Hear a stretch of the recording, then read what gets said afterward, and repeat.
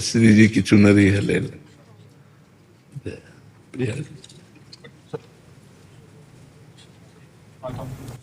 राधे राधे महाराज। राधे राधे राधे।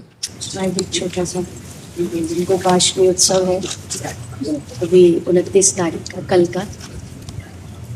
एक अपना ब्रज में गौ माता का अस्पताल है। बहुत सुंदर, बहुत सुंदर। आपका आशीर्वाद।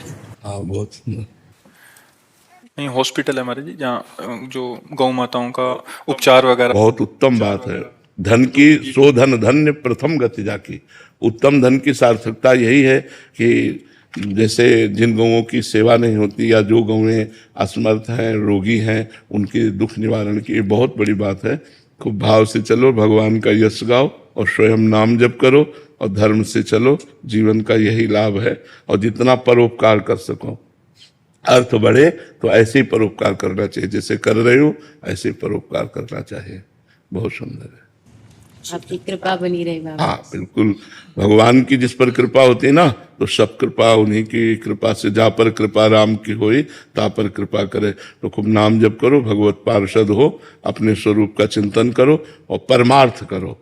जितना आवे अपने पे कम खर्चा करके परमार्थ पे खर्चा करो। जीवन का लाभ। परहित सरिस धर्म नहीं भाई, पर पीड़ा सम नहीं अकमा। तो जो दूसरों का हित करता है, भगवान उससे बहुत प्रसन्न होते हैं।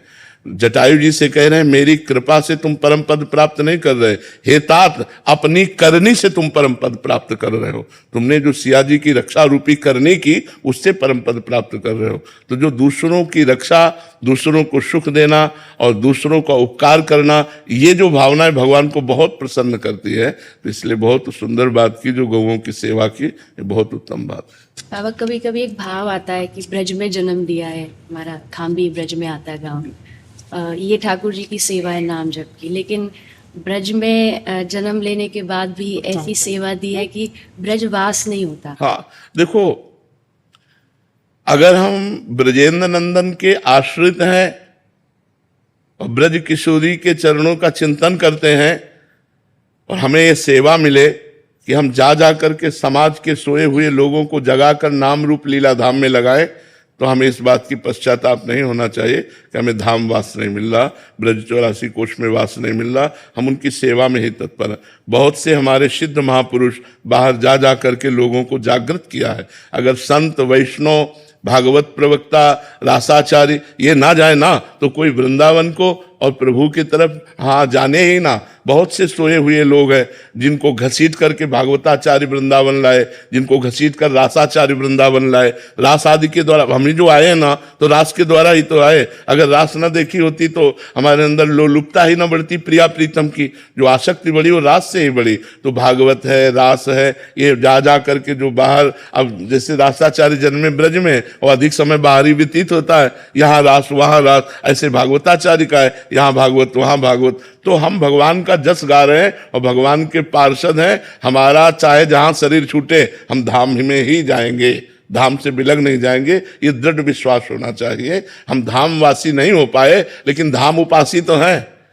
तो धाम उपासी और धामवासी एक ही गति होती है। जैसे हम वृंदावन महिमामृत का जब गान करते हैं तो दोनों पक्ष रखते हैं, एक धामवास का और एक धाम आश्रय का, धाम उपासना का। यदि आप धाम उपासना और आश्रय लिए हो तो आप अमेरिका में रहो, तो भी आपको जब शरीर छूटेगा तो आप वृंदावन ही आओगे।